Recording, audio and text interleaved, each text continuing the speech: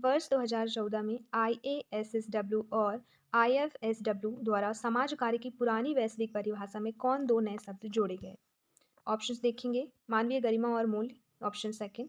सामूहिक उत्तरदायित्व और विविधताओं के लिए सम्मान, ऑप्शन थर्ड। उदारीकृत बाजार और विकास परियोजना, ऑप्शन फोर। सामाजिक रूपांतरण का और पुनर्रचना। आंसर होगा सेकंड, सामूहिक उत्तरदायित्व और विविधताओं के लिए सम्मान। अगला क्वेश्चन है, the person in his situation कथन का आविष्कार किसने किया? ऑप्शन देखें। Florence Hollis, H Perlman, Mary Richmond या गौरी रानी बनर्जी। आंसर है फ्लोरेंस हॉलिस ने the person in his, Hollis ने his, the person in his situation कथन का आविष्कार किया। नेक्स्ट, यह अवधारणा है कि कोई व्यक्ति स्वयं को कैसे देखता है, यह एकल परिघटना नहीं है बल्कि इसमें दूसरे भी शामिल होते हैं। इसको ये क्या कहलाता है? तो ऑप्शन है लुकिंग ग्लास सेल्फ, व्यावहारिक बदलाव, अनुकूलन या अधिगम। ये कहलाता है looking glass self, option number first. ठीक है, प्रश्न अगला देखेंगे। DSM-5 का अर्थ बताएं। ऑप्शन एक एक करके। Disease and statistics manual of medicine, option second है diagnosable standards manual of mental disorders, third है diseases and systems manual of mental disorders, या फोर्थ है diagnostics and statistical manual of mental disorder. तो answer हो जाएगा इसका option number four, diagnostic and statistical manual of mental disorder.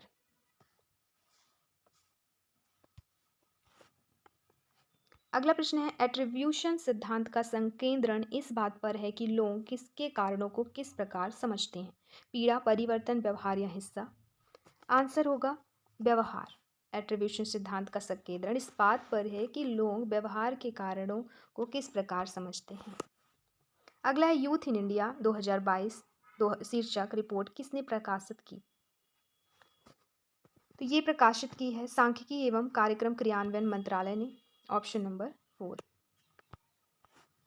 अगला प्रश्न है, सामाजिकरण एक सतत प्रक्रिया है और इसका परिणाम क्या होता है? ऑप्शन ए सामाजिक नियंत्रण, बी सामाजिक अंतःक्रिया, सी व्यक्तित्व, या फिर डी सशक्तिकरण।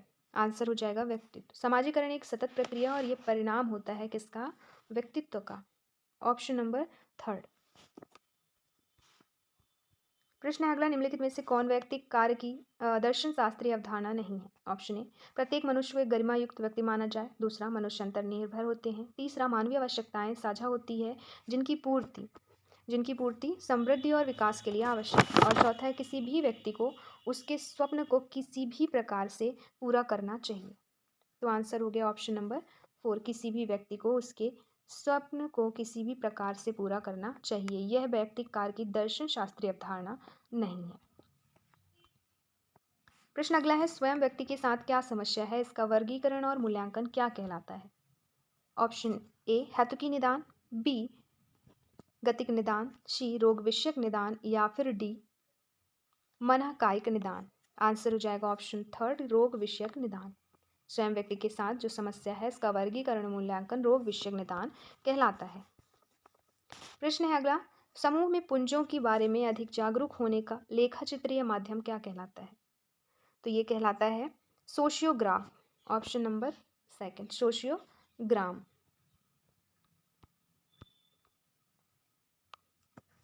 अगला प्रश्न है, सामाजिक समूह कार्य का प्राथमिक उद्देश्य क्या है? ऑप्शन ए व्यक्तित्व विकास, ऑप्शन बी मनोरंजक क्रियाकलाप, सी समस्या समाधान, या फिर डी समूह के सदस्यों का समाजीकरण। आंसर है ऑप्शन नंबर थर्ड, समस्या समाधान। सामाजिक समूह का जो प्राथमिक उद्देश्य है समस्या समाधान है। अगला, सामाजिक क्रिया को सामाजिक कार्यकर्ता द्वारा सामाजिक रूप में वांछनीय माने जाने वाले उद्देश्यों की प्राप्ति के लिए शिक्षण, प्रचार, अनुनय अथवा दबाव के माध्यम से प्रचलित सामाजिक प्रथाओं अथवा दशाओं में परिवर्तन लाने वाले परिवर्तन को रोकने के प्रयासों के बारे में परिभाषित किया जा सकता है। यह परिभाषा किसने दी? ऑप्शन है आर्थर डनहम, जॉन एल हिल, WH फ्रैडलैंडर, या फिर के जैकब। आंसर है आर्थर डनहम। अगला प्रश्न है सामुदायिक संगठन किसका आधार होना चाहिए? जनता का, संसाधन का, अनुमत आवश्यकताओं का या फिर जाति विधियों का? तो हो जाएगा अनुमत आवश्यकताएं का आधार होना चाहिए सामुदायिक संगठन का। फिर अगला प्रश्न निम्नलिखित में से कौन सामुदायिक संगठन का उपागम नहीं है? ऑप्शन है प्रक्रिया उपागम, टास्क उपागम, क्रिया उपागम या फिर पितृसत्तात्मक उपागम। तो जो उपागम नहीं है वह है पितृसत्तात्मक उपागम सामुदायिक संगठन के उपागम का। अगला है निम्नलिखित में से किस लेखक ने सामुदायिक संगठन व्यवहार के क्षेत्र में महत्वपूर्ण योगदान दिया? Option A R Desai, B Jack Rothman, C Konopka या फिर पर्लमैन। बात हो रही है सामुदायिक संगठन व्यवहार के क्षेत्र की, तो ये लेखक हैं Jack Rothman. Option number second. Next है क्या आप विवाहित हैं? यदि विवाहित हैं तो कितने वर्षों से हैं? यह प्रश्न किस प्रकार का है? ऑप्शन ए आकस्मिकता प्रश्न, बी डबल बैरल्ड प्रश्न, वैल्यू लोडेड प्रश्न या फिर मैट्रिक्स प्रश्न। ये प्रश्न है आकस्मिकता प्रश्न। ऑप्शन नंबर पहला। अगला प्रश्न निम्नलिखित में से कौन सा संभाव्यता प्रतिचयन का एक उदाहरण नहीं है? ऑप्शन है सरल यादृच्छिक प्रतिचयन, लॉटरी पद्धति, कोटा पद्धति या स्त्रीकृत यादृच्छिक प्रतिचयन। तो आंसर हो जाएगा थर्ड, कोटा पद्धति जो है उदाहरण नहीं है संभाव्य प्रतिचयन का।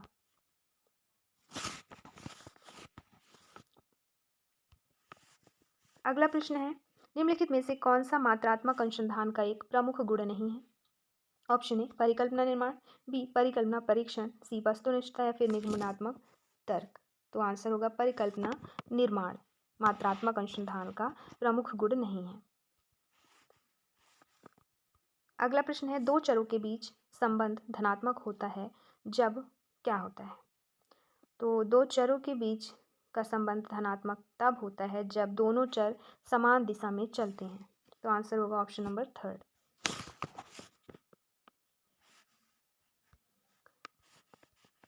अगला प्रश्न है सामाजिक प्रशासन का मुख्य उद्देश्य क्या है? ऑप्शन ए आर्थिक विकास और सामाजिक विकास, बी सामाजिक विकास और वैयक्तिक विकास, सी आर्थिक विकास या वैयक्तिक विकास या फिर डी वैयक्तिक या पारिवारिक विकास। सामाजिक प्रशासन उद्देश्य का मुख्य उद्देश्य है आर्थिक विकास और सामाजिक विकास। अगला प्रश्न है सामाजिक न्याय और अधिकारिता मंत्रालय के PREM प्रभाव का अर्थ बताएं। PREM के प्रभाग का अर्थ है योजना, अनुसंधान, मूल्यांकन और निगरानी प्रभाग। योजना, अनुसंधान, मूल्यांकन और निगरानी प्रभाग। अगला प्रश्न है सोसाइटीज रजिस्ट्रेशन एक्ट के अंतर्गत गैर सरकारी संगठनों के पंजीकरण के लिए प्राधिकरण बताएं। सोसाइटीज रजिस्ट्रेशन एक्ट के अंतर्गत तो वो जो है सरकारी संगठन गैर सरकारी संगठन के लिए जो प्राधिकरण है वो गैर सरकारी संगठन है option number third registrar of societies. अगला प्रश्न कौन सा क्लासिकीय संगठन सिद्धांत का उदाहरण नहीं है? ऑप्शन दिए गए हैं यांत्रिक सिद्धांत, व्यवहारमूलक सिद्धांत, वैज्ञानिक प्रबंधन सिद्धांत या फिर नौकरशाही सिद्धांत। आंसर है सेकंड व्यवहारमूलक सिद्धांत उदाहरण नहीं है क्लासिकीय संगठन सिद्धांत का। नेक्स्ट क्वेश्चन है उत्पादन दक्षता में सुधार एवं लागत घटाने के लिए उपयुक्त प्रौद्योगिकी की संकल्पना किस पंचवर्षीय योजना दौरान आरंभ की गई थी? ऑप्शन है पंचवर्षीय योजना, षष्ठ पंचवर्षीय योजना, सप्तम या फिर अष्टम पंचवर्षीय योजना। तो आंसर हो जाएगा सप्तम पंचवर्षीय योजना अंतर्गत उत्पादन दक्षता में सुधार एवं लागत घटाने के लिए उपयुक्त प्रौद्योगिकी की संकल्पना की गई थी। प्रश्न अगला है संधारणीय विकास का मुख्य लक्ष्य क्या है? ऑप्शन दिए गए हैं रोजगार सृजन एवं आजीविका विकास, ऑप्शन बी महिला सशक्तिकरण एवं लैंगिक समानता, सी पर्यावरणीय संरक्षण एवं विकासपरक कार्यकलापों का संतुलन, या डी औद्योगिक विकास एवं संरचना विकास। तो आंसर है इसका ऑप्शन नंबर थर्ड पर्यावरणीय संरक्षण एवं विकासपरक कार्यकलापों का संतुलन। अगला प्रश्न है सामाजिक आयोजना का मॉडल निम्नलिखित में से कौन सा नहीं है? ऑप्शन है अधोगामी मॉडल, बी ऊर्ध्वगामी मॉडल, सी लेफ्ट राइट मॉडल या फिर डी सहभागी मॉडल। कौन सा नहीं है बताना है तो वो है option third left right model.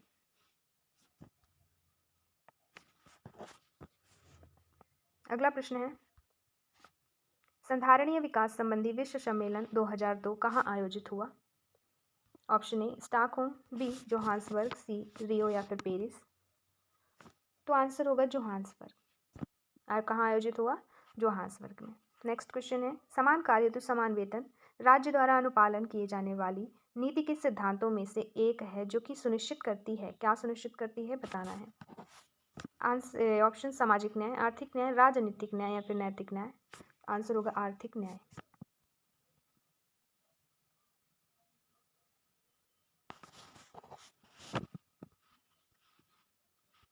अगला प्रश्न है, वह मानवाधिकार जो जीवन के अधिकार का संरक्षण करता है किंतु वह न्यायिक मृत्युदंड की अनुमति देता है, यह मानवाधिकार का उदाहरण है। सीमित, निरपेक्ष, अर्हता प्राप्त या फिर गैर अर्हता प्राप्त। आंसर होगा अर्हता प्राप्त।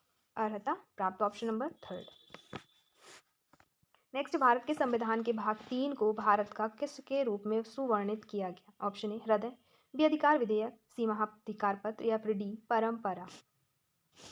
आंसर होगा महाधिकार पत्र। भारत के संविधान के भाग 3 को भारत का महाधिकार पत्र के रूप में सुवर्णित किया गया। अगला प्रश्न है, 73वां संविधान संशोधन अनुसार पंचायत में स्थानीय शासकीय निकायों में महिलाओं के लिए न्यूनतम कितनी सीटें आरक्षित है? ऑप्शन है 3/4, 1/4, 1/5 या 1/3। तो हो जाएगा 1/3। अगला प्रश्न है, निम्नलिखित में से श्रमिक कल्याण का अंतःवित्तीय कार्यकलाप कौन सा नहीं है? ऑप्शन ए कैंटीन, बी बच्चों के लिए शैक्षिक सुविधाएं, सी पेयजल या फिर धुलाई एवं स्नान की सुविधाएं। बात हो रही है श्रमिक कल्याण का अंतःवित्तीय कार्यकलापों में, तो जो है शामिल नहीं है वो है बच्चों के लिए शैक्षणिक सुविधाएं।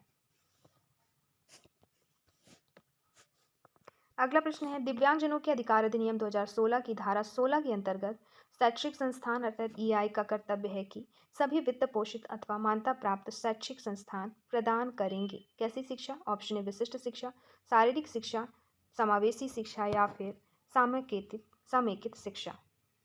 आंसर हो जाएगा समावेशी शिक्षा।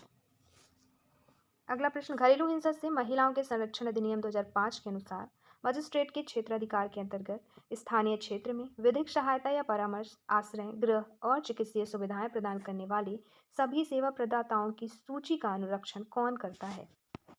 ऑप्शन है पुलिस अधिकारी, संरक्षण अधिकारी, चिकित्सा व्यावसायिक या फिर अधिवक्ता। आंसर होगा संरक्षण अधिकारी। अगला प्रश्न है, राष्ट्रीय मानसिक स्वास्थ्य कार्यक्रम अर्थात NMHP का शुभारंभ किस वर्ष हुआ? ऑप्शन है 1981, 1983, 1980 या फिर 1982। आंसर है ऑप्शन 4 1982। अगला प्रश्न, निम्नलिखित में से विश्व के किस देश ने उद्योगों के सामाजिक उत्तरदायित्व की अनिवार्यता हेतु विधान पारित किया? ऑप्शन इंग्लैंड, USA, न्यूजीलैंड या फिर भारत। तो आंसर होगा भारत। अगला प्रश्न, भारतीय संविधान के निम्न में से किस अनुच्छेदों के अनुसार बेरोजगारी, वृद्धावस्था, रुग्णता और निःशक्तता व अनर्हत अभाव के अन्य मामलों में आर्थिक क्षमता व विकास की सीमाओं के भीतर राज्य काम, शिक्षा व लोक सहायता पाने के अधिकार को सुनिश्चित करने हेतु प्रभावी प्रावधान करेगा? बताना है कौन सा अनुच्छेद है वो। तो आंसर हो जाएगा अनुच्छेद 42।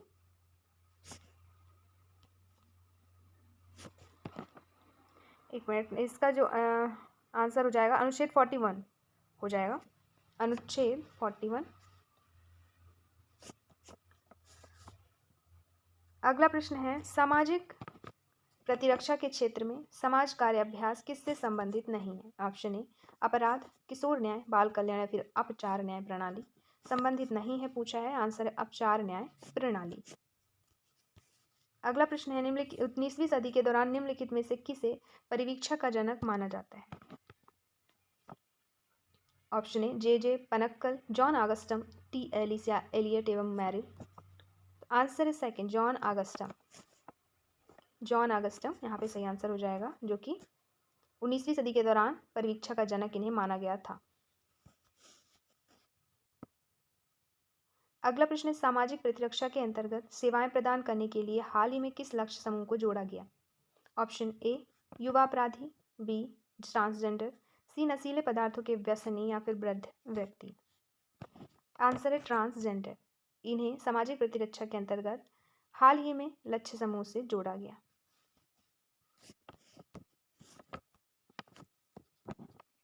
अगला प्रश्न है,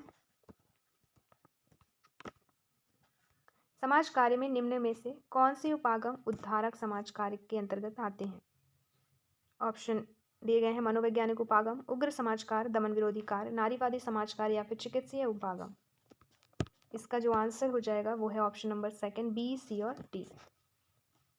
अर्थात उग्र समाज कार्य, दमन विरोधी कार्य और नारीवादी समाज कार्य जो है समाज कार्य उपागम उद्धारक समाज कार्य के अंतर्गत आते हैं। अगला प्रश्न है, आचार संहिता किसी व्यवसाय के लिए अनेक कार्य सिद्ध करती है, इसमें क्या शामिल है? ऑप्शन ए निर्णय लेने में मार्गदर्शन, सक्षमताओं का आकलन, व्यवहार का विनियमन, प्रैक्टिशनर के ज्ञान का मूल्यांकन और सेवार्थी के व्यवहार को नियंत्रित करना। तो आंसर है ए, सी और ए, बी और सी।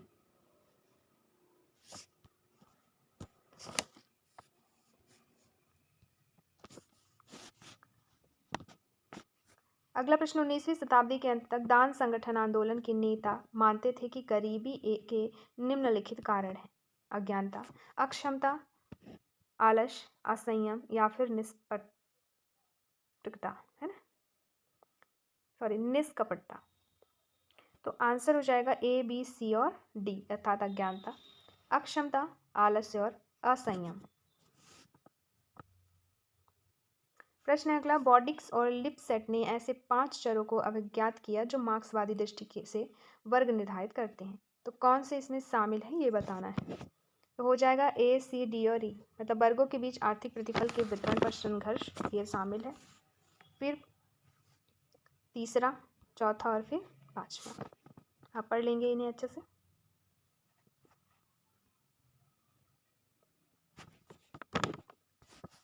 प्रश्न है, निम्नलिखित में से किसे रक्षा तंत्र माना जाता है? ऑप्शन ए अस्वीकरण, बी आनंद, सी यौक्तिकरण, डी विस्थापन या फिर क्षतिपूर्ति। तो हो जाएगा ए, सी, डी और ई, अस्वीकृति, यौक्तिकरण और विस्थापन और क्षतिपूर्ति रक्षा तंत्र माने जाते हैं। अगला प्रश्न है, मनोविश्लेषण सिद्धांत के अनुसार मानव मस्तिष्क 3 स्तरों पर कार्य करता है, वे कौन से स्तर हैं ये बताना है। वो स्तर हैं बी, सी और ई, अर्थात चेतन स्तर, पूर्व चेतन स्तर और अचेतन स्तर।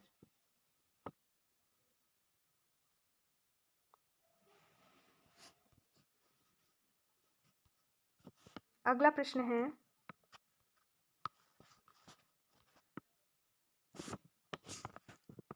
सामाजिक भूमिकाओं का विश्लेषण मुख्यतः 3 पहलुओं के साथ किया जा सकता है, वे कौन कौन से पहलू हैं बताना है।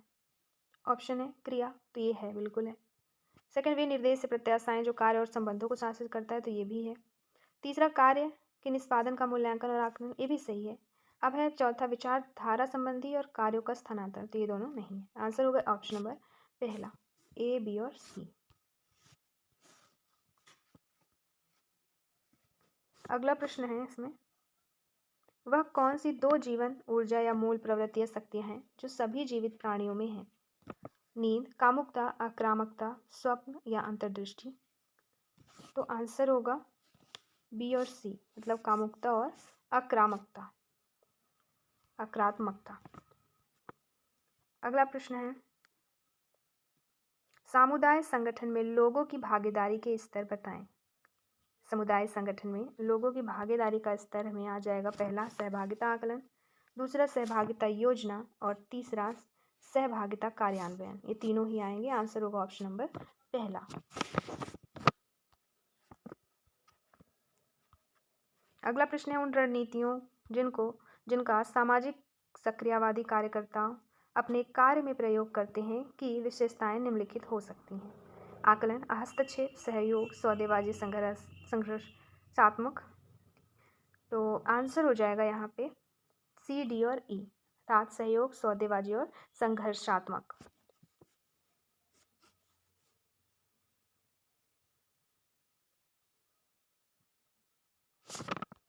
अगला प्रश्न है,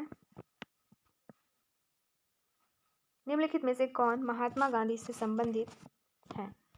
Hind Swaraj, my experiment with truth, young India, discovery of India या फिर एनहिलेशन ऑफ कास्ट। आंसर है ऑप्शन नंबर पहला, मतलब ए, बी और सी जो है महात्मा गांधी से संबंधित है। Hind Swaraj, my experiment with truth और यंग इंडिया। अगला प्रश्न है, सामाजिक न्याय और अधिकारिता मंत्रालय अंतर्गत कौन से प्रभाग कार्यरत हैं? एक मिनट, ऑप्शन है अनुसूचित जाति कल्याण विभाग, सामाजिक सुरक्षा प्रभाग, PREM प्रभाग, या महिला और बाल प्रभाग, और लास्ट में है पिछड़े वर्गों का कल्याण प्रभाग। आंसर हो जाएगा B, C, D और E। ऑप्शन नंबर सॉरी, इसमें एक मिनट मिस्टेक हो रहा है, इसमें जो होगा आपका आंसर होगा वो A, B, C और E, मतलब ये सामाजिक न्याय और अधिकारिता मंत्रालय के अंतर्गत पूछ रहा है ना, तो अनुसूचित जाति कल्याण, सामाजिक सुरक्षा प्रभाग, PREM प्रभाग और पिछड़े वर्गों का कल्याण प्रभाग आएगा।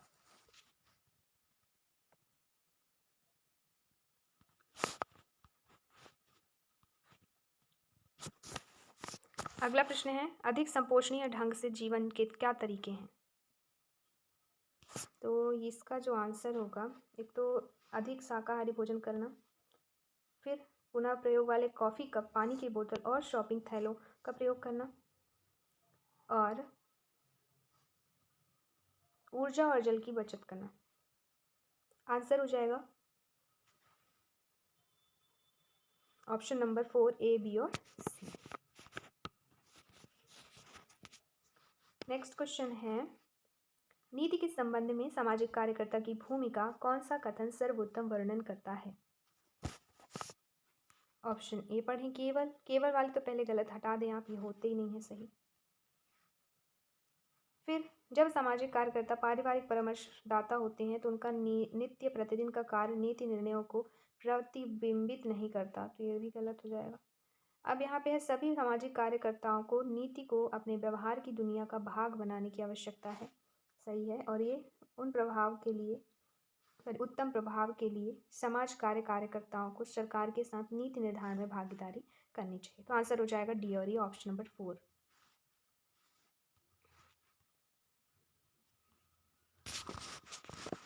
अगला प्रश्न है, सामाजिक नीति क्या है? ऑप्शन है युक्तिसंगत लक्ष्य, सुविचारित लक्ष्य, सुव्यक्त लक्ष्य या फिर अंतर्निहित लक्ष्य और सहायक लक्ष्य। तो आंसर जो होगा वो होगा A, B, C और D, अर्थात युक्तिसंगत लक्ष्य, सुविचारित, सुव्यक्त और अंतर्निहित। नेक्स्ट क्वेश्चन है, समर्थन और सहायक सेवा परिवार न्यायालयों के अनिवार्य अनुलग्न है, इसकी संगठक सेवाएं कौन सी है? तो कुछ है, एक तो परिवार परामर्शी सेवाएं, जांच सेवाएं, प्रवर्तन सेवाएं और विधिक सहायता सेवाएं। Answer option number first. अगला है, भारत के संविधान में निम्नलिखित में से कौन कौन जीवन की गारंटी का अधिकार सुनिश्चित करते हैं? ऑप्शन है संपूर्ण पर्यावरण का अधिकार, ऑप्शन बी संपत्ति का अधिकार, सी मानवीय प्रतिष्ठा सहित जीवन का अधिकार, डी मृत्यु का अधिकार या फिर ई निजता का अधिकार। तो आंसर हो जाएगा संपूर्ण परिवार का अधिकार, संपूर्ण पर्यावरण का अधिकार, फिर संपत्ति का अधिकार और निजता का अधिकार। ऑप्शन नंबर सेकंड यहाँ पे सही आंसर हो जाएगा। नेक्स्ट है, कार्य निष्पादन के प्रबंधन के मूल तत्व क्या है? ऑप्शन है निर्देश साझा करना, बी लक्ष्य संरेखन, सी समग्र लक्ष्य, डी कार्य निष्पादन का मापन और ई मान्यता और पुरस्कार। यहाँ पे हो जाएगा A, B, D और ई, अर्थात ऑप्शन नंबर सेकंड, मतलब निर्देश साझा करना, लक्ष्य संरेखन, कार्य निष्पादन का मापन और मान्यता और पुरस्कार। अगला प्रश्न है, सतत विकास किन पर केंद्रित होता है? ऑप्शंस दिए गए हैं। तो पहला है, जैसे विकास के उस मार्ग का अनुमान या अनुपालन करना जो प्रकृति द्वारा मानव जाति को प्रदान की गई सुरक्षा कवच को बाधित या क्षति नहीं पहुंचाता, तो ये सही है। फिर है नवीकरणीय प्राकृतिक संसाधनों का प्रयोग करना जिनके पुनर्निर्माण की दर सदैव ही उपयोग की दर से अधिक होती है। तो ये भी सही है। और तीसरा है अपर्याप्त और जिम्मेदार कार्यकर्ताओं के उनके अंतिम विक्रय हेतु सतत एवं अबाध रूप से कार्य करने के गैर नवीकरणीय संसाधनों का प्रयोग करना। तीनों ही सही हैं। अगले ऑप्शंस भी आप पढ़ लेंगे। जैसे दिया है नैतिक और सांस्कृतिक प्रचलनों का अनुपालन करना, और आखिरी है मानव जाति के कल्याण के लिए प्राकृतिक संसाधनों का प्रयोग करना। अगला प्रश्न है कार्य मूल्यांकन के अनेक पद्धतियां हैं, क्योंकि यह किसी संगठन में एक कार्य से दूसरे कार्यों की तुलना करने की प्रक्रिया है। वे पद्धतियां क्या हैं बतानी है। तो वो है एक तो पहला, दूसरा और चौथा, मतलब कार्य रैंकिंग पद्धति, साधन तुलना पद्धति और पॉइंट फैक्टर पद्धति। अगला है सामाजिक सुरक्षा की आधुनिक संकल्पना की इमारत निम्न में से किस प्रकार के विचारों पर बनी है। ऑप्शन से एक एक करके देखेंगे। पहला है समाज के संरक्षण हेतु प्रायश्चित्ती दंड से अधिक का सरोकार। दूसरा अपराधी के सुधार हेतु प्रतिकारी दंड से अधिक की कामना। तीसरा सामाजिक सुरक्षा समस्याओं का पहले से अनुमान लगाने व निदान का प्रयास। चौथा मनुष्य के साथ केवल मानवीय व्यवहार किए जाने की संकल्पना के संवर्धन अथवा उसकी सुरक्षा का प्रयास। तो आंसर होगा ऑप्शन नंबर सेकेंड, मतलब ए, बी और डी। ए, बी और डी। अगला प्रश्न है राष्ट्रीय सामाजिक सुरक्षा संस्थान के उद्देश्य या विजन क्या है। तो इसका जो आंसर होगा, एक तो वृद्ध व्यक्तियों के प्रति जनता की संवेदनशीलता का पोषण, एक है नशीली पदार्थों के व्यसन पीड़ितों के प्रति जनता की संवेदनशीलता का पोषण, और डी प्रभावी सेवा अदायगी के सुदृढ़ीकरण के प्रति जनता की संवेदनशीलता का पोषण। ऑप्शन होगा बी, सी और डी, ऑप्शन नंबर सेकेंड, जो कि है राष्ट्रीय सामाजिक सुरक्षा संसाधन के उद्देश्य हैं।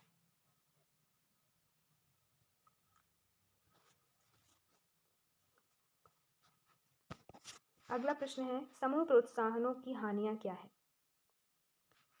ऑप्शन ए प्रोत्साहन प्रयोजन की पूर्ति में पर्याप्त रूप से सशक्त नहीं हो सकता, ये भी है। और एक ही है हानि सक्षम कार्यकर्ता को असक्षमता के लिए दंडित किया जा सकता है। ऑप्शन नंबर डी हो जाएगा ए और ई यहाँ पे सही उत्तर। अगला प्रश्न है दो सूची दी गई है, एक साइड समाज कार्य संस्थान और दूसरी साइड स्थापना का वर्ष बताना है। कौन सी संस्थान की स्थापना किस वर्ष हुई। संस्थान है पहला sir Dorabji Tata graduate school of social work, इसकी स्थापना कब हुई। हो जाएगा इसका आंसर 1936। फिर institute of social work training की स्थापना कब हुई। तो आंसर होगा 1899। ठीक, पहले का हो गया 1936, इसका 1899। Summer school of philanthropic work की स्थापना, तो इसका आंसर होगा 1998। Next New York school of philanthropy, तो इसकी स्थापना 1904। ये है सूची 1 और 2। सही आंसर ऑप्शन नंबर यहाँ पे हो जाएगा सेकेंड सही उत्तर।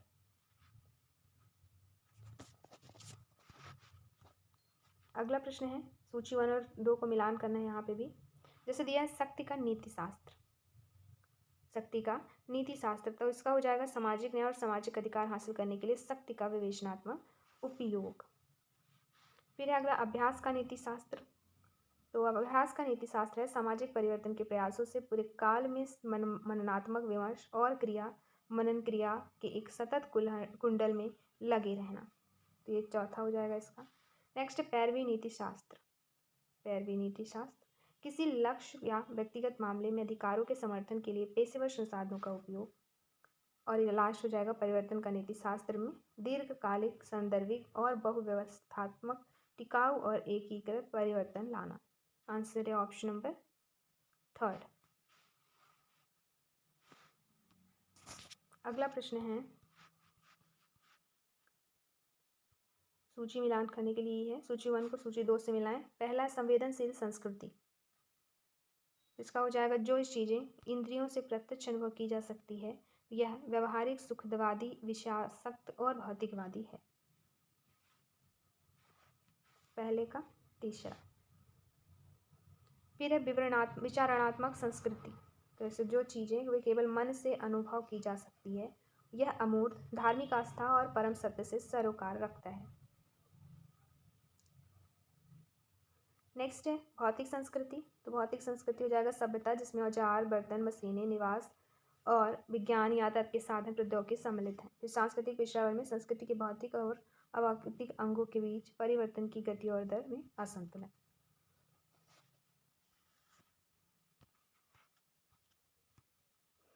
अगला प्रश्न है, मिलान करना है, एक निर्मित और वर्ष बताना है। द सीवोम रिपोर्ट, द सीवोम रिपोर्ट किस वर्ष आया? तो आंसर हो जाएगा 1968 में। फिर है स्टेट बोर्ड ऑफ चैरिटी, तो ये 1863 हो जाएगा, स्टेट बोर्ड ऑफ चैरिटी। अगला है चैरिटी ऑर्गेनाइजेशन सोसाइटी, तो ये हो जाएगा 1877। और भारत में सामुदायिक विकास कार्यक्रम तो 1952। ठीक है, पहले का दूसरा, दूसरे का पहला, तीसरे का चौथा और चौथे का तीसरा, ये हो जाएगा इसका आंसर ऑप्शन नंबर फर्स्ट। अगला प्रश्न है, तत्व दी अनुसंधान अवधारणा दी गई है और एक साइड व्याख्या, जैसे तत्व है। ठीक है, तत्व में सैंपल में चुनी गई इकाई के जिसके बारे में सूचना इकट्ठी की जाती है वो तत्व। फिर है जनसंख्या, जनसंख्या का अध्ययन के तत्वों का सैद्धांतिक रूप से निर्दिष्ट समूहन। फिर यादृच्छिक चयन में हो जाएगा प्रतिचयन की विधि जिसमें हर तत्व के पास चुने जाने का समान अवसर रहता है। और चौथे का चौथा मतलब तत्वों की सूची या अर्ध सूची जिसमें से सैंपल चुना जाता है। ठीक है, पहले का दूसरा, दूसरे का पहला, तीसरे का तीसरा और चौथे का चौथा। ऑप्शन नंबर 4 यहाँ पे सही आंसर है। अगला प्रश्न है,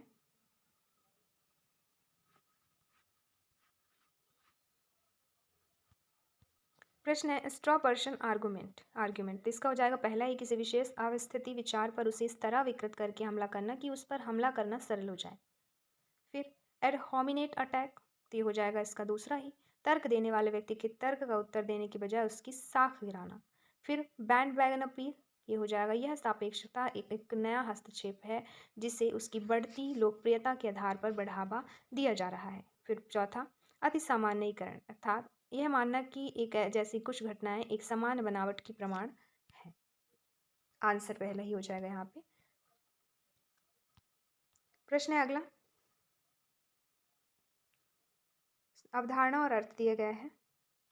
सामाजिक सेवा, दोस्तों सामाजिक सेवा यहाँ पे हो जाएगा समाज के किसी सदस्य के लिए संगठित कार्यकलाप।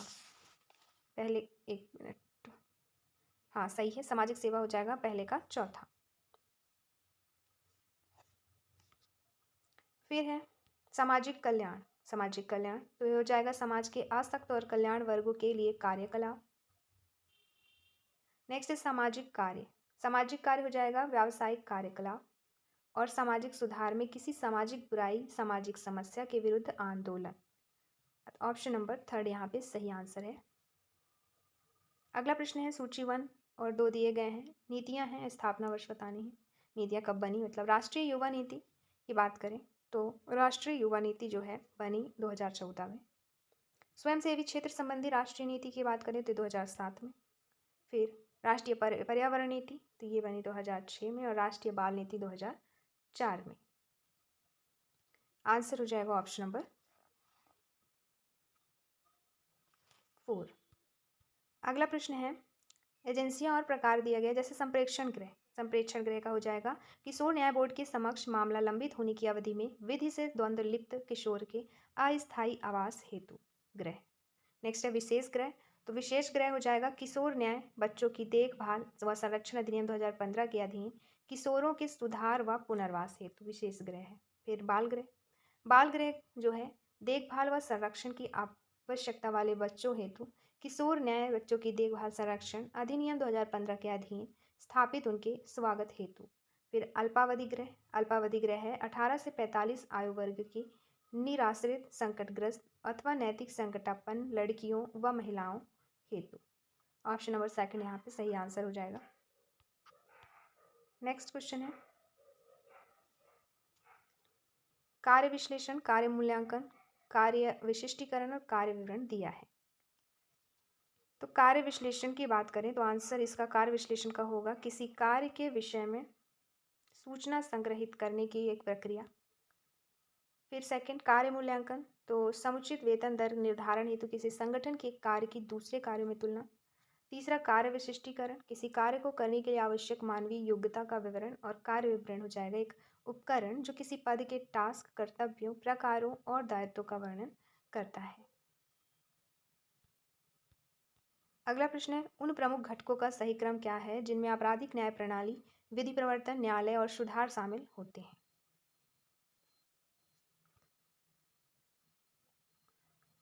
तो आंसर हो जाएगा ए, बी, डी और फिर सी। पहला ये हो जाएगा, फिर ये दूसरा, तीसरा और ये चौथा। Option number second.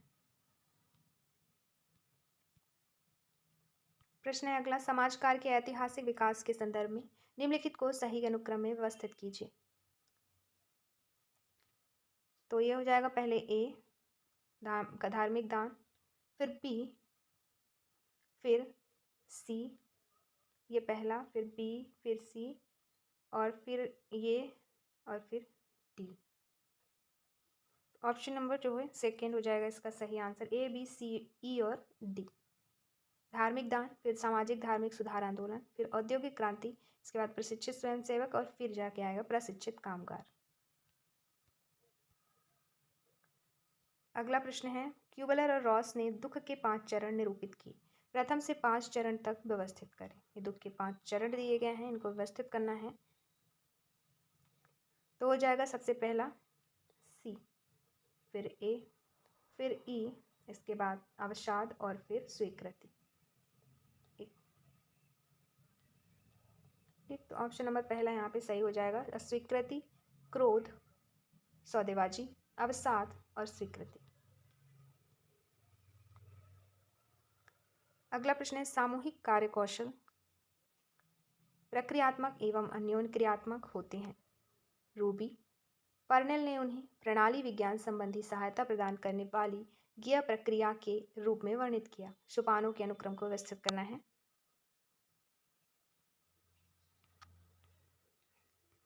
तो यहाँ पे जो हो जाएगा आपका ऑप्शन नंबर चौथा होगा, बी, ए, सी, ई, डी।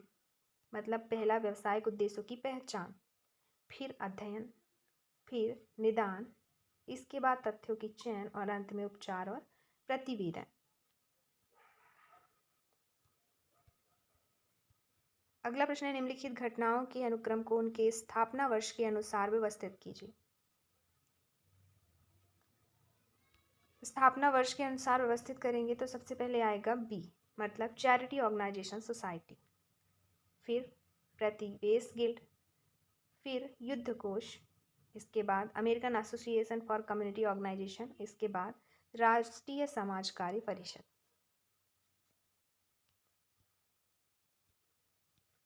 अगला प्रश्न है, निम्नलिखित शोध सोपानों को सही क्रम में व्यवस्थित करें। तो ये हो जाएगा पहले बी, इसके बाद ए, शोध समस्या का सूत्रीकरण, फिर शोध परिकल्पना का सूत्रीकरण, इसके बाद शोध अविकल्प का सूत्रीकरण और आंकड़ा संचय विश्लेषण और निर्वचन, लास्ट में सामान्यीकरण। अगला प्रश्न है, अनुसंधान के प्रणाली संबंधी चरणों का सही क्रम व्यवस्थित करें।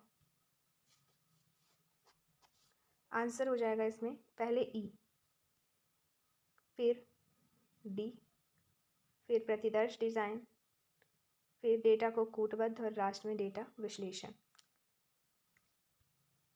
अगला प्रश्न है, नीति निर्माण के चरणों को उचित क्रम में व्यवस्थित करें। पहला हो जाएगा उन समस्याओं की पहचान करना जो सामाजिक कार्यात्मकता प्रभावित करते हैं, फिर हो जाएगा निष्कर्षों का विश्लेषण करना और साक्ष्य की पुष्टि करना, इसके बाद वैकल्पिक समाधानों का अध्ययन करना, फिर नीति और कार्यक्रम की रूपरेखा तैयार करना और अंत में सामाजिक नीति का कार्यान्वयन और मूल्यांकन करना। प्रश्न है, महिलाओं से जुड़े विधायकों को आरोही क्रम में व्यवस्थित करें।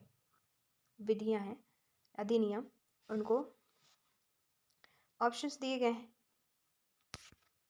पहला हो जाएगा अनैतिक व्यापार निवारण अधिनियम, फिर दहेज प्रतिषेध अधिनियम, इसके बाद स्त्री अशिष्ट रूपण अधिनियम, फिर सती निवारण अधिनियम और अंत में महिला का कार्यस्थल पर लैंगिक उत्पीड़न निवारण प्रतिशेष और प्रतितोष अधिनियम। ऑप्शन नंबर पहला। अगला प्रश्न है कारा था CAR दिशा निर्देशों के अनुसार भारत में बच्चा गोद लेने की मानक प्रक्रिया 5 चरणों में दी गई। इस प्रक्रिया के उचित क्रम को लिखिए, व्यवस्थित करें।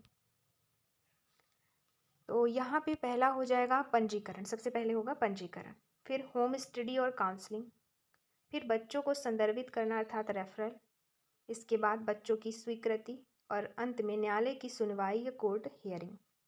ऑप्शन नंबर पहला CABED। प्रश्न है समूह कार्य हमेशा 2 तरह की गतिविधियों पर अपना ध्यान केंद्रित करता है, कार्यक्रम और दूसरा समूह में सामाजिक संबंध।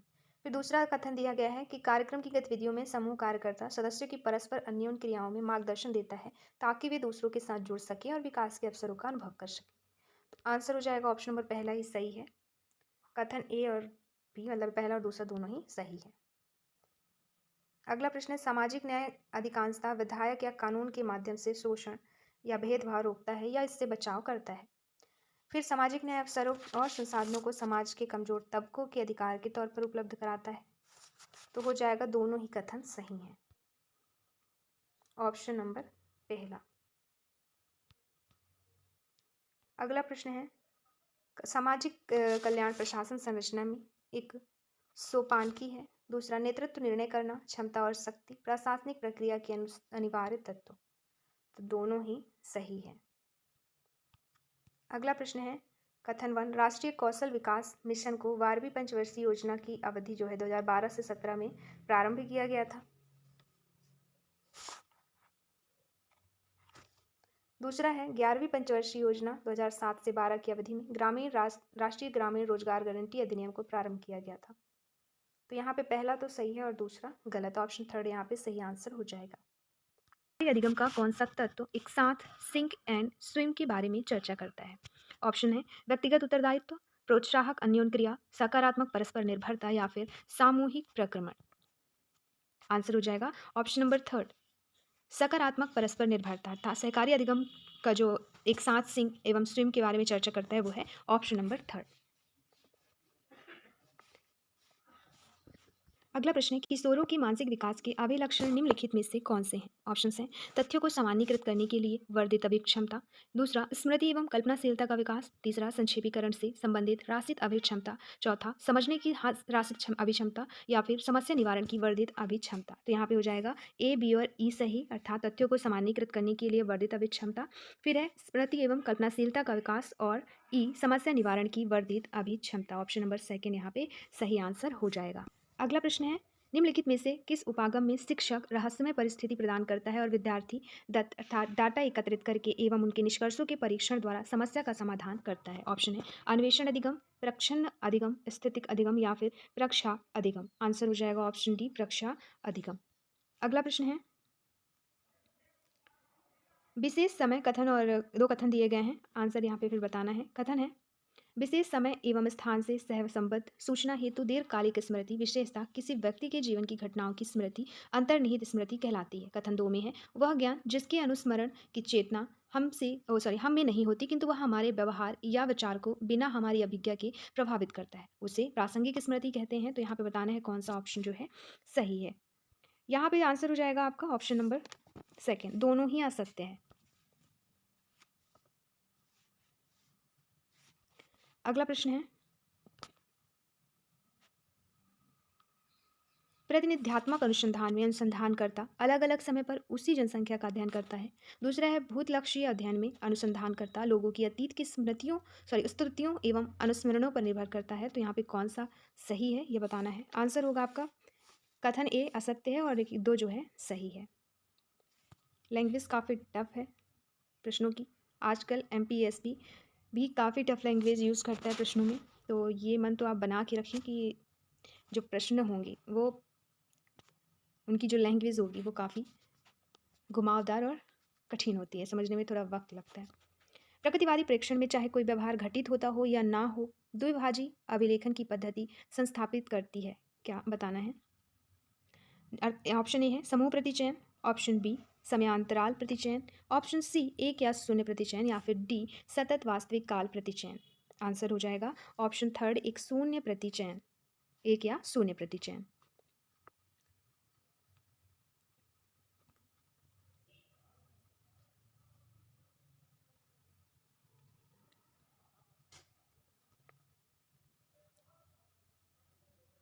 अगला प्रश्न है, आदर्श सामान्य वितरण हेतु मध्य का निम्न में से किन मापों के समतुल्य होगी? ऑप्शन है द्वितीयक चतुर्थक, माध्य, 50वां समक, या फिर बहुलक, या फिर 5वां दशमक। यहाँ पे आंसर हो जाएगा ऑप्शन नंबर 4, मतलब ए बी सी और D, A B C D और ई चारों ही सही है।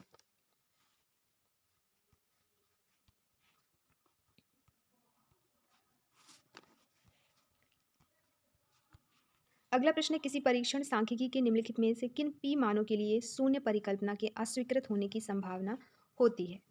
ऑप्शन है 2% का 0.38, 38%, 2% या 0.46। आंसर हो जाएगा सेकेंड, था ए और सी, 2% का 0.38 और 2%।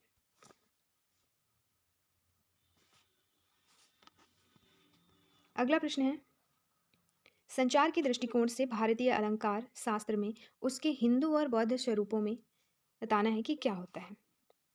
भौतिकवादी आधार होता है, नैतिकवादी आधार होता है, यूरोप केंद्रित, या फिर गैर धार्मिक आधार। तो फिर यहाँ पे आंसर होगा नैतिकवादी। संचार के दृष्टिकोण से भारतीय अलंकार शास्त्र में उसके हिंदू और बौद्ध स्वरूपों में जो है नैतिक आधार होता है। अगला प्रश्न है, संचार परिवेश में शरीर और मन के बीच विरोधाभासी संबंध किसमें फलित होता है? ऑप्शन है सतर्कता, आत्ममहत्व, आज्ञाकारिता, या फिर परिहास। आंसर है परिहास या विनोद, जो है संचार परिवेश में शरीर और मन के बीच विरोधाभासी संबंध फलित करता है। प्रश्न अगला है, रिचर्ड जोहानसन के अनुसार निम्नलिखित में से कौन से कथोपकथनात्मक संचार के अत्यावश्यक घटक हैं? ऑप्शन है सुखद अभिवादन का दिखावा, दूसरा दूसरों के प्रति स्वत्वबोधक, तीसरा तदनुभूतिक बोध, या फिर चौथा परस्पर समत्व का भाव। एक और ऑप्शन है दूसरों के प्रति सकारात्मक सम्मान। तो यहाँ पे जो आंसर हो जाएगा रिचर्ड जोहानसन के अनुसार कथोपकथन संचार के आवश्यक घटक की, तो आंसर है तदनुभूत बोध, परस्पर समत्व का भाव और दूसरों के प्रति सकारात्मक सम्मान। आंसर है ऑप्शन नंबर थर्ड। अगला प्रश्न है, निम्नलिखित विषयों में किन किन में गैर शाब्दिक संचार का अध्ययन किया जाता है? ऑप्शन है भौतिक शास्त्र, रसायन शास्त्र, भाषा विज्ञान, सामाजिक मनोविज्ञान, या फिर मानव शास्त्र। आंसर हो जाएगा ऑप्शन नंबर थर्ड, भाषा विज्ञान, सामाजिक मनोविज्ञान और मानव शास्त्र। अगला प्रश्न है, कथन दो दिए गए हैं, प्रत्येक संचार में विषय वस्तु और संबंध दोनों के तत्व विद्यमान रहते हैं। दूसरा है आंखों के व्यवहार से परासंचारी संकेत मिलते हैं। इनमें से क्या सही है? इनमें से सही है ऑप्शन ए, दोनों ही कथन यहाँ पे सत्य हैं। अगला प्रश्न है, रीजनिंग का सवाल है, 5 लुप्त अक्षरों का सही क्रम ज्ञात करें जिनसे निम्नलिखित वर्ण श्रृंखला पूरी हो जाए। यहाँ आप ऑप्शन रख के चेक कर सकते हैं, जैसे पहला ऑप्शन रख के चेक करें तो D A B C D, A C B C. यहाँ पे कोई पैटर्न जो है नहीं बन रहा है इसमें, तो सेकंड ऑप्शन रखेंगे। सेकंड में भी अगर नहीं बन रहा होगा तो थर्ड ऑप्शन रखेंगे। तो ऑप्शन रख के भी इन प्रश्नों को सॉल्व किया जा सकता है, या फिर एक और तरीका है, जैसे इनको काउंट करें कितने प्लेसेस में रखे हुए हैं, 1 2 3 4 5 6 7 8 9 10 11 12 13 14 15 16, टोटल 16 है। इनको डिवाइड कर दें, 4 4 का पेयर बनेगा। कोई इन पैटर्न, इनको जब आप ऑप्शंस मतलब इनको 4 4 में डिवाइड कर लें, फिर देखें कि यहाँ पे क्या आ सकता है। जैसे डी ए, तो डी ट्रिपल ए, फिर बी ट्रिपल सी, फिर डी ट्रिपल ए, फिर बी ट्रिपल सी। तो ऐसा जो है पैटर्न फॉलो हो रहा है। प्रश्न अगला देखें, यदि किसी योजना में फादर को 104 के रूप में कूट रचित किया गया, तो उसी योजना में मदर शब्द को कैसे कूट रचित किया जाएगा? अब देखें, फादर को 104 ये कैसे आया, जैसे आया होगा वैसे आपको मदर के उसमें वो रिलेशन फॉलो करना होगा, तो आंसर आ जाएगा। तो ऐसे हल करेंगे इस प्रश्न को। नेक्स्ट क्वेश्चन देखें। एक वृत्त का व्यास और एक समभुज त्रिकोण की एक भुजा की लंबाई समान है, तो उनके क्षेत्रफलों का अनुपात बताना है। इसे सॉल्व करेंगे, आंसर आ जाएगा 22:7√3। अगला प्रश्न है, किसी वस्तु को 10% लाभ पर बेचा गया, यदि इसे विक्रय मूल्य से 26 रुपये अधिक पर बेचा गया हो तो 15% लाभ हुआ होता है। तो वस्तु का लागत मूल्य बताएं। इस प्रश्न का जो आंसर है वो हो जाएगा आपका ऑप्शन नंबर 4, 520। अगला प्रश्न है, 10% वार्षिक ब्याज की दर से 10,000 पर 3 वर्षों के चक्रवृद्धि ब्याज और साधारण ब्याज के मध्य अंतर बताना है। यहाँ पे जो आपका आंसर आएगा वो आएगा ऑप्शन फर्स्ट 310। यहाँ पे आपको चक्रवृद्धि ब्याज भी निकाल लेना है, एक बार साधारण ब्याज, फिर दोनों को माइनस कर देना है, जो आएगा वो हो जाएगा आपका आंसर। फॉर्मूला पता होगा, साधारण ब्याज का होता है मूलधन गुणे दर गुणे समय बटे 100, और चक्रवृद्धि का क्या होता है मूलधन गुणे 1 प्लस ब्याज अपॉन 100 के स्क्वायर समय -1। ठीक है। अगला प्रश्न है, निम्नलिखित शब्द समूहों को वस्त्रवर्थ के आरोही क्रम में व्यवस्थित कीजिए। स्तनपाई, वनविलाप, बिडाल, पशु, कशेरुकी। यहाँ पे जो आंसर हो जाएगा आपका ऑप्शन नंबर फर्स्ट होगा, जिसमें बी, सी, ए, ई और फिर डी आएगा। बी मतलब वनविलाप सबसे पहले, फिर सी विडाल, ए स्तनपाई, इसके बाद पशु और फिर कशेरुकी, फिर पशु। ऑप्शन नंबर पहला। अगला प्रश्न है, यदि आप केचप पसंद करते हैं और आप आइसक्रीम भी पसंद करते हैं तो आप निश्चित रूप से केचप आइसक्रीम पसंद करते हैं। इस युक्ति में कौन सा तर्क दोष है बताना है। ऑप्शन व्यक्ति विशेष के लिए, दूसरा अविचारित सामान्यीकरण के लिए, फिसलन युक्त ढलान या संहति दोष। आंसर होगा संहति दोष। अगला प्रश्न है, निम्नलिखित युक्ति में कौन सा आकारिक दोष है। कोई भी राजनीतिक मूर्ख नहीं है, कुछ मतदाता मूर्ख नहीं होते, इसलिए कुछ मतदाता राजनीतिक नहीं है।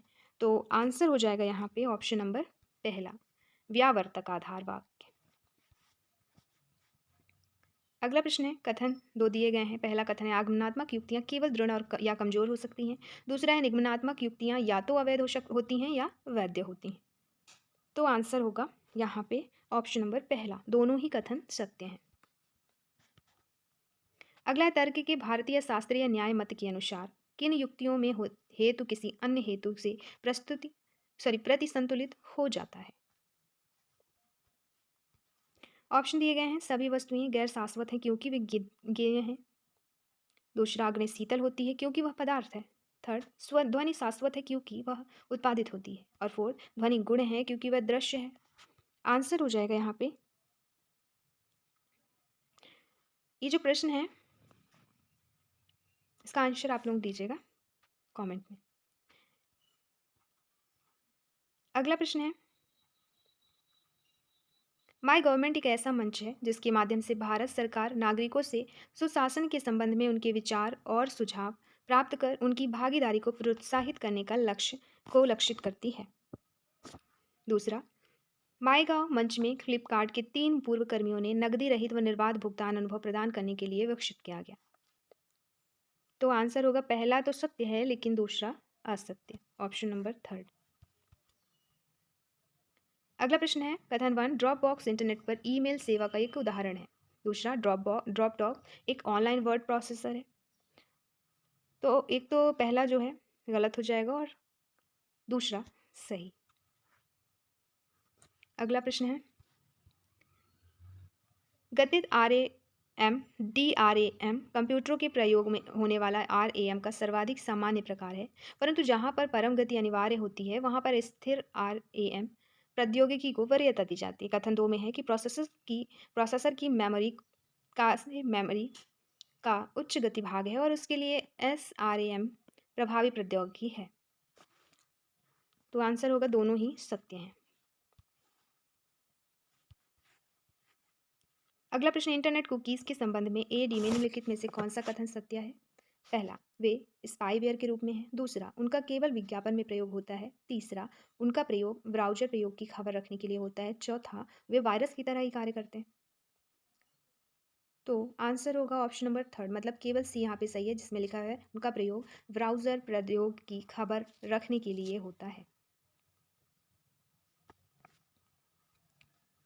नेक्स्ट है कार्बनिक प्रकाश उत्सर्जक डायोड निम्नलिखित में से कौन सा कथन सही है। ऑप्शन पढ़ेंगे एक एक करके सारे। पहला ऑप्शन है प्लास्टिक कार्बनिक परतों के कारण परंपरागत एलसीडी या एलईडी प्रारूपों की अपेक्षा ओएलईडी अधिक सघन और भारी होते हैं। दूसरा है एलईडी की तुलना में ओएलईडी अधिक तेज प्रकाश देते हैं, जिसका कारण रंग अधिक सुस्पष्ट होते हैं। तीसरा है एलसीडी एलईडी फॉर्मेट की अपेक्षा ओएलईडी अधिक बृहदृश्य क्षेत्र की रचना करते हैं। फोर्थ है ओएलईडी को किसी प्रकार के पार्श्व प्रकाश की आवश्यकता होती है ताकि स्क्रीन प्रकाशित हो सके। और फिफ्थ है एलसीडी या एलईडी फॉर्मेटों की अपेक्षा ओएलईडी अधिक ऊर्जा का उपभोग करता है और अंततः अधिक ऊष्मा उत्पन्न करते हैं। आंसर हो जाएगा यहाँ पे फोर्थ, बी और सी यहाँ पे सही कथन है। एलईडी की तुलना में ये वाला बी और सी। अगला प्रश्न है निम्न सौर ऊर्जा संग्रहण प्रणालियों से किस प्रणाली में ऊष्मा ऊर्जा के भंडारण के लिए लवण प्रवणता की संकल्पना का प्रयोग किया जाता है। ऑप्शन है सौर ताप संग्रह, सौर शेल, सौर ताल या सौर भट्टी। आंसर होगा थर्ड, सौर ताल। नेक्स्ट है वायु प्रदूषकों के एक प्रकार अर्थात पीएएन का पूर्ण नाम क्या है। पीएएन का पूरा नाम है peroxy acetyl nitrate. Option number 4।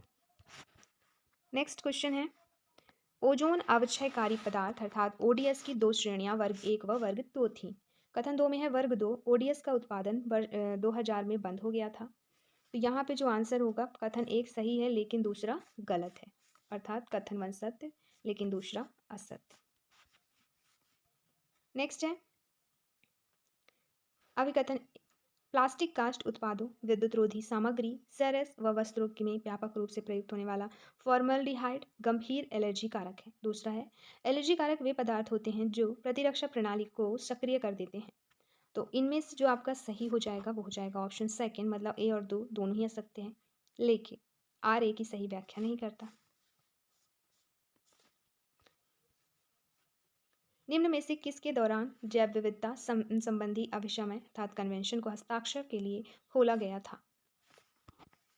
Option है रियो शिखर सम्मेलन, स्टॉकहोम सम्मेलन, रामसर या मॉन्ट्रियल प्रोटोकॉल। आंसर है रियो शिखर सम्मेलन।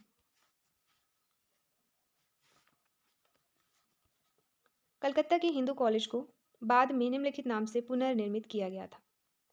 तो ये नाम है presidency college.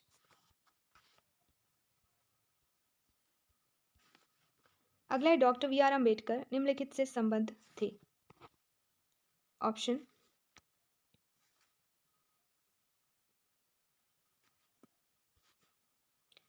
Elphinstone college Mumbai, Khalsa college Mumbai, Milind college Aurangabad, Siddharth college Mumbai या फिर फर्गुसन कॉलेज पुणे। इसका पहला और दूसरा दोनों ही हो सकता है, ए बी सी और ए बी सी डी, ठीक है, दोनों या फिर दो में से एक। अगला प्रश्न है शिक्षा पर राष्ट्रीय नीति 1986 का अभीष्ट सामाजिक विज्ञानों में अंतर विषय अनुसंधान को प्रोत्साहित करना। दूसरा है शिक्षा पर राष्ट्रीय नीति 1986 अनुसार ग्रामीण विश्वविद्यालय का विचार अतर्कसंगत था। यहाँ पे आंसर होगा पहला सही है लेकिन दूसरा गलत।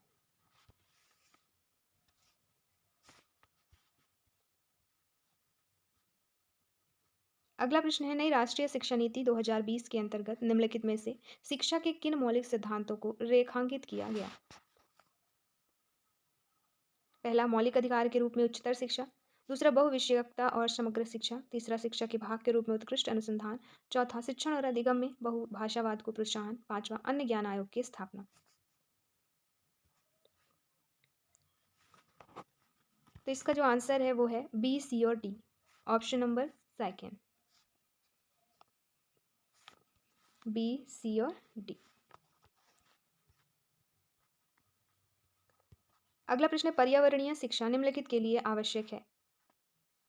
पहला प्राकृतिक संसाधनों का संरक्षण, दूसरा प्रदूषण के कारणों का ज्ञान, तीसरा प्रदूषण रोकने के उपायों का ज्ञान, चौथा प्राकृतिक संसाधनों का व्यापक निष्कर्षण, पांचवा वैज्ञानिक आविष्कार पर मितव्ययिता। यहाँ पे ए बी और सी सही होगा, प्राकृतिक संसाधनों का संरक्षण, प्रदूषण के कारणों का ज्ञान और प्रदूषण रोकने के उपायों का ज्ञान। अगला प्रश्न है,